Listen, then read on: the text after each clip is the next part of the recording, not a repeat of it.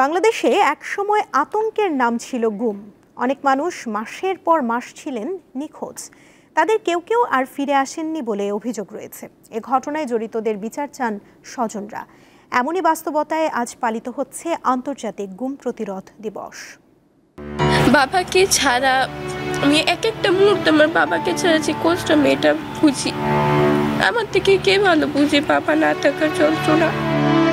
একটি প্রশ্ন, তিনি কোথায়? বাংলাদেশে অনেক পরিবারের সদস্যরা বছরের পর বছর এই প্রশ্নের উত্তর খুঁজে বেড়াচ্ছেন। তেমনি একজন ঢাকার আদিবা ইসলাম হৃদি। 2013 সালে তার বাবা পারভেজ ইসলাম যখন গুম হন তখন তার বয়স মাত্র 2.5 বছর। বাবার ছবি এখন তার কাছে একমাত্র স্মৃতি। 5 আগস্টের পরে তো অনেক আশা ছিল যে এই যে বাবাদের ফেরত পাবো বা এই গুম জিনিসটার একটা না একটা বিচার হবে। আমি এই বিশ্বাস নিয়ে থাকবো যে আমার বাবা বেঁচে আছে, আমার বাবা আসবে। আওয়ামী লীগ শাসনামলে 2009 সালের পর থেকে দেশের নানা প্রান্তে অনেক মানুষ গুম হয় বলে অভিযোগ ওঠে। তাদের কেউ রাজনৈতিক কর্মী, কেউ বা সাধারণ নাগরিক। অবশ্য দীর্ঘদিন পর কেউ কেউ ফিরে এসেছেন। প্রতিনিয়তই ভাবতাম যে আমরা এই মারা যাব, এই নিয়ে যাবে। বাচ্চা দুটোর কথা মনে করতাম আর ভাবতাম যে হয়তো আজ থেকে আমি আর ওদের সামনেও যাইতে পারবো না।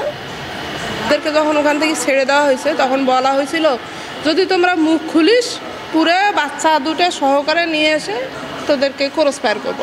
এই গুম আর ভবিষ্যতে যেন কেউ না করতে পারে এই প্রতিশ্রুতি এখন দিতে হবে যারা ভবিষ্যতে রাষ্ট্র ক্ষমতায় আসবে তাদেরকে। এবং আমি চাই যে এই যে গুমের সংস্কৃতি বাংলাদেশ থেকে চিরতরে শেষ হয়ে যাক, চিরতরে বন্ধ হয়ে যাক।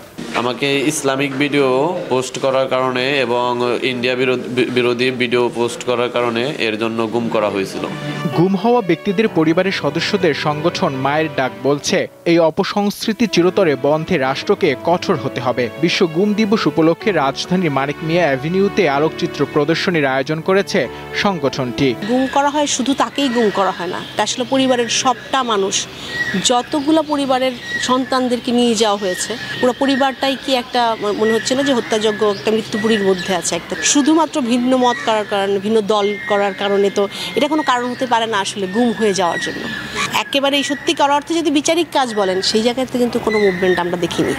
ছাত্র জনতার গণ অভ্যুত্থানের মধ্য দিয়ে গঠিত অধ্যাপক ডক্টর মোহাম্মদ ইউনূসের নেতৃত্বাধীন অন্তর্বর্তী সরকার গুমের ঘটনা খতিয়ে দেখতে কমিশন গঠন করেছে। নূর আলম, দীপ্ত সংবাদ, ঢাকা।